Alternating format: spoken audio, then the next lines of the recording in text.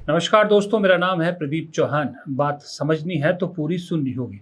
और दोस्तों, बात शुरू करता हूँ शाम के वीडियो से मेरे, जहाँ मैंने कहा था कि किस तरह से बीजेपी ने जो एक दैत्य पाला था, वो दैत्य खुद बीजेपी के लिए भारी पड़ने वाला, और उस दैत्य का नाम था ट्रोलर्स, या यूं कह ले कि आईटी सेल ने जो पाले थे सारे अंधभक्त, वो अब बीजेपी को बहुत भारी पड़ रहे हैं और आने वाले वक्त में और भारी पड़ेंगे। मैं आपको बताने वाला हूँ। वो इसलिए कि जिस तरह से अब वो आउट ऑफ कंट्रोल हो रहे हैं बीजेपी के हाथों से और आईटी सेल के हाथों से, वो देखने में अपने आप में एक बीजेपी के लिए भयावह दृश्य हो सकता है। मैं आपको उदाहरण के तौर पे दिखाता हूँ। देखिए, कल जो बीजेपी का आईटी सेल के मुखिया हैं, जिन्हें झूठ फैलाने में सबसे बड़ा माहिर माना जाता है इस देश में, अमित मालवीय, उन्होंने एक ट्राइबल जो लोग जो दिल्ली आए थे कर्नाटक से, उनका एक वीडियो शेयर करते हुए लिखा कि Dalit from Karnataka have gathered at Jantar Mantar today flogging themselves in protest over the mistake of voting for Congress. की मतलब दलित आए थे जंतर मंतर दिल्ली पे कर्नाटका से, और वो अपने आप को सजा दे रहे थे कि उन्होंने कांग्रेस को वोट दे के गलती करी। ये कांग्रेस को लपेटने के चक्कर में थे। फिर एक पॉल कोशी करके यूजर है, उन्होंने इनको जवाब दिया है।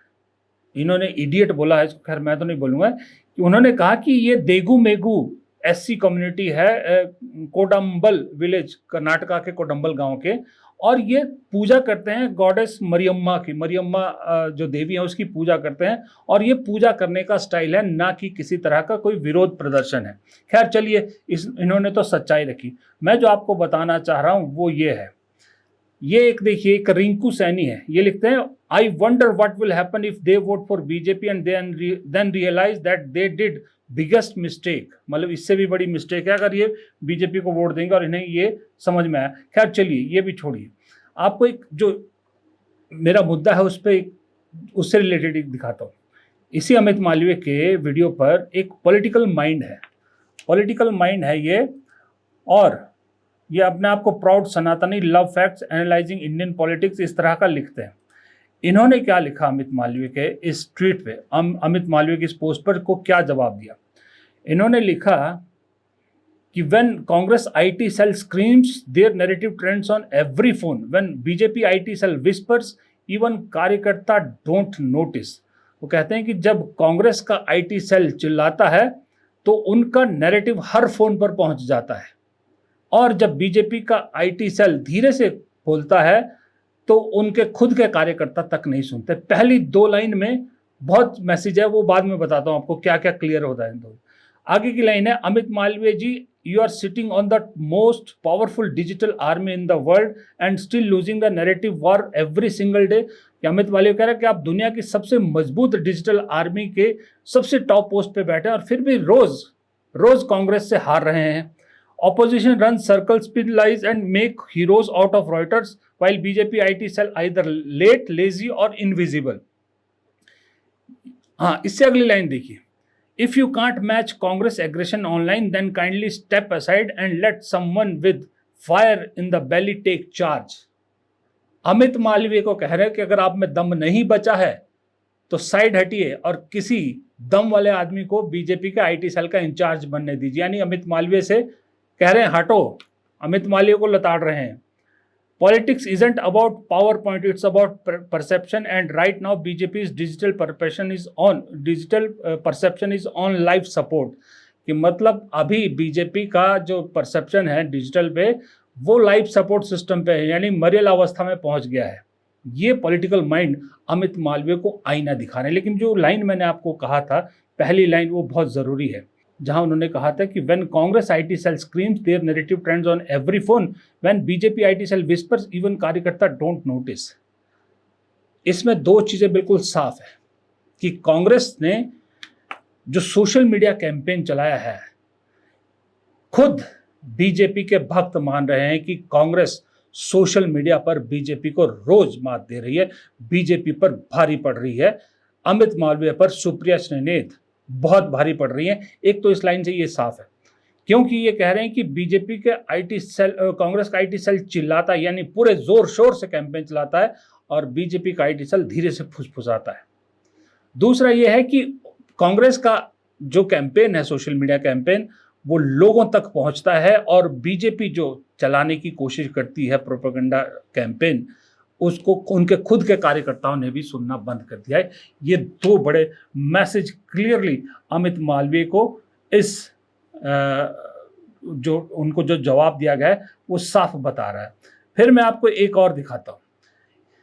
एक और है अमित मालवीय गैंग के ही, अमित मालवीय की आईटी सेल के ही पाले हुए एक भाई साहब है जिनका नाम है मिस्टर सिन्हा। मिस्टर सिन्हा के नाम से सोशल मीडिया पर बीजेपी के लिए बैटिंग करते हैं, हिंदुत्व के लिए बैटिंग करते हैं। इन्होंने भी कल पता नहीं दिल की बात कैसे लिख दी। इन्होंने लिखा, मैं आपको लव्वा बता देता हूं, इंग्लिश में लिखा है, हिंदी में उसका ट्रांसलेट करके बताता हूं कि अगर बीजेपी सत्ता से चली जाए आज, अगर बीजेपी आज सत्ता से चली जाए तो ये जो सो कॉल्ड हिंदू लड़ाके हैं, हिंदू वॉरियर हैं जो ट्विटर पर एक्स पर काम करते हैं, इनमें से 99% एक दिन में गायब हो जाएंगे और ये मौसम पे, खेल पे लिखना शुरू कर देंगे। अगर आज बीजेपी सत्ता से हट जाती है तो 99% ये जो ट्रोलर है, सो कॉल्ड हिंदू वॉरियर जो अपने आप को कहते हैं, ये गायब हो जाएंगे।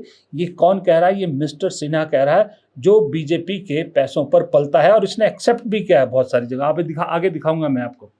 ये लिखते हैं कि इनमें से ज्यादातर 2014 में बीजेपी के सत्ता में आने के बाद हिंदू लड़ाके बने, हिंदू वॉरियर बने हैं और शायद ये कभी उससे पहले मंदिर भी नहीं गए थे, लेकिन आज हिंदुइज्म पर बीजेपी आरएसएस के जो ज्ञान है उसको लोगों को बांटने की कोशिश करते हैं। For them making a social media account with Hindu suffix adding Hindu in their bio makes them greatest Hindu warrior, कि इनके लिए बड़ा आसान था कि अपने सोशल मीडिया अकाउंट में हिंदू लिख दो और बन गए। इस तरह के इन्होंने एक लंबा चौड़ा ज्ञान दिया है। अब जैसे अमित मालवीय को जवाब मिले थे ना, अब इनको क्या जवाब मिल रहे हैं सुनिए। एक रुद्रा है, वो लिख रहे हैं, रहने दे भाई, तेरी तरह पैसा नहीं आ रहा है हमें। अपनी पोल खुद खोल रहे हैं कि रहने दे भाई, तेरी तरह पैसा नहीं आ रहा है हमें। फिर यही रुद्र आगे लिखते हैं कि अगर मेरे फॉलोअर्स होते और पैसा भी देता कोई, अपनी आइडियोलॉजी के अगेंस्ट नहीं जाता मैं मेरे भाई। व्हाट्सएप ग्रुप में आए पेड ट्वीट नहीं करता, तुम बिकाऊ हो, हम नहीं। अच्छा, जो पहले इन्होंने लिखा था ना, रहने दे भाई, तेरी तरह पैसा नहीं आ रहा हमको, इसके मिस्टर सिन्हा लिखते हैं एग्जैक्टली कोई पूछ नहीं रहा, कोई वर्थ नहीं समझता पैसे देने का, इसलिए अपसेट ना हो कि हिंदुइज्म की वजह से। मतलब ये कह रहा है कि तुमको कोई पूछ नहीं रहा इसलिए तुमको पैसे नहीं मिल रहा। मतलब मिस्टर सिन्हा मान रहे हैं कि इनको पैसे मिल रहे हैं। फिर यही रुद्रा इनको जब वो अगला जवाब दे रहे हैं कि IT cell members are spring out paid tweets they receive from the party WhatsApp group taking in cash while people still follow them in droves. Small accounts like ours, even if we match your level of reach, buddy won't sell our ideology for a few bucks। कह रहे हैं कि भाई आपको party के WhatsApp group से जो message आता है वो आप आगे पोस्ट कर देते हो और उसके पैसे मिलते हैं। एक प्रतीक जैन इनको दे रहे हैं कि BJP came 11 years back, before this according to this guy Hindus were living in caves. मतलब कि वो कह रहे हैं कि इस आदमी के हिसाब से उससे पहले सारे हिंदू जो है वो, जब बीजेपी 11 साल पहले ही, तब से उससे पहले सब लोग उसमें रह रहे थे, जितने भी हिंदू थे सब गुफाओं में रह रहे थे। तो इस तरह का ये बहुत सारी चीज़ें हैं ऐसी। कल मैंने आपको शाम को दिखाया था कि कैसे ये ऋषि बागड़ी और ये किस तरह के लोग मोहन यादव को डिफेंड करने की कोशिश करते हैं और कैसे उन्हें छोटे मोटे नहीं, जो लाखों के फॉलोअर्स वाले जो भक्त हैं, अंधभक्त हैं या जो ट्रोलर हैं, वो कैसे मिस्टर सिन्हा हो गए, ऋषि बागड़ी हो गए, यहाँ तक कि अमित मालवीय ने भी मोहन यादव को डिफेंड करने की कोशिश की थी, उनको भी करारा जवाब दिया था। अच्छा, मैं क्यों कह रहा हूं कि ये दैत्य एक दिन बीजेपी को अब भारी पड़ने वाला है। यही लोग, मैंने एक दिन पहले भी दिखाया था, शाम को भी दिखाया था, फिर बता रहा हूं, मोहन भागवत के पीछे भी पड़ गए। मोहन भागवत को भी हिंदू विरोधी बताने में जुट गए। जो अब तक महात्मा गांधी, जवाहरलाल नेहरू, राहुल गांधी से बाहर नहीं निकल पा रहे थे, अब मोहन भागवत को भी हिंदू विरोधी बता रहे हैं, मोहन यादव को भी हिंदू विरोधी बता रहे हैं। अमित मालवीय से कह रहे हैं कुर्सी छोड़ो, दम नहीं है तुम में। अब निशाने पर खुद के लोग आने लगे हैं। वो कहते हैं ना कि मुझे याद आ रहा है, किसी एक बड़े राइटर ने लिखा था और एक सीनियर जर्नलिस्ट ने मुझे बताया भी था कि जब पंजाब में जो संत भिंडरा वाले थे, वो जब कुछ नहीं थे तो कांग्रेस ने उन्हें पोषण दिया और उन्हें बड़ा बनाया। बाद में कांग्रेस के लिए सबसे बड़ी सिरदर्द वही बने। वैसा ही मुझे यहाँ दिख रहा है कि बीजेपी ने 11 साल से अपना प्रोपेगेंडा चलाने के लिए एक आईटी सेल बनाया और उस आईटी सेल ने इतने ये ट्रोलर पाले, अब ये ट्रोलर बहुत भारी पड़ रहे हैं, क्योंकि कुछ लोगों को पैसे मिलने बंद हो गए और कुछ लोगों जिनको पैसे नहीं मिल रहे, अब वो ये समझ रहे हैं कि भाई ये तो पैसे के लिए कर रहे हैं, हम क्यों कर रहे हैं, हमें क्यों पैसा नहीं मिल रहा। और दूसरा, बीजेपी के लिए एक मुसीबत और खड़ी हो गई है। मोहन यादव क्यों निशाने पर आए, मोहन भागवत क्यों निशाने पर आ रहे हैं? मोहन भागवत इसलिए निशाने पर आ रहे हैं, वो कहते हैं कि मुसलमान भी उतने ही इस देश के नागरिक हैं जितने हिंदू हैं। मोहन यादव ने ओबीसी को आरक्षण दिया। अब जितने अपर कास्ट हैं, जितने अपर कास्ट ट्रोलर हैं, सब के सब बीजेपी के खिलाफ खड़े नजर आ रहे हैं। ये कह रहे हैं कि बीजेपी भी आरक्षण की राजनीति कर रही है और जो इन स्वर्णों को बिल्कुल पसंद नहीं आ रही, अपर कास्ट के लोगों को बिल्कुल पसंद नहीं आ रही, इसलिए ये बीजेपी के पीछे पड़ गए हैं और बीजेपी को कह रहे हैं ये देश को बर्बाद करने पे तुली है। अब जब अपना जो पाला हुआ जानवर खुद को ही नुकसान करने लगे, तब उससे कैसे बचा जाए। वो एक कहावत है ना, मैं भूल गया, कि वो अपना ही कुछ वो मेड़ खाने लग जाए तो फिर उससे कौन बचाए। ये हाल बीजेपी का हो गया है।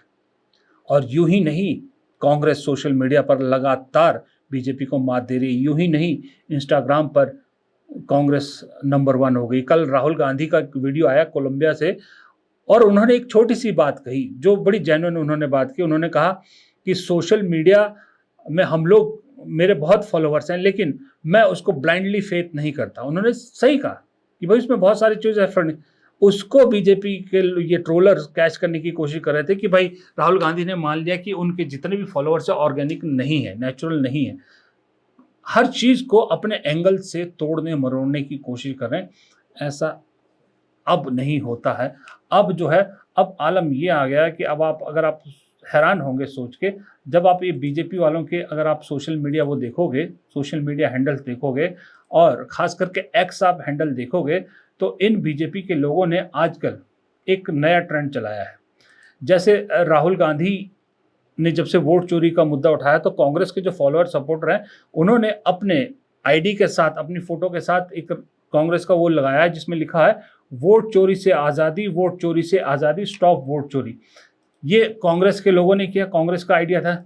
उसी की देखा देखी, उसी की तरह से अब बीजेपी के लोगों ने, पता है आपने, अगर बीजेपी के लोगों का सोशल हैंडल देखोगे आप, तो क्या मिलता है उस पर, क्या लिखा है उन्होंने, आप हैरान हो जाओगे देख के। कि जब मैंने भी ध्यान से देखा तो मुझे लगा था शायद मोदी जी के लिए कुछ होगा, बीजेपी का कुछ होगा, लेकिन क्या लिखते हैं, घटी जीएसटी मिला उपहार, धन्यवाद मोदी सरकार।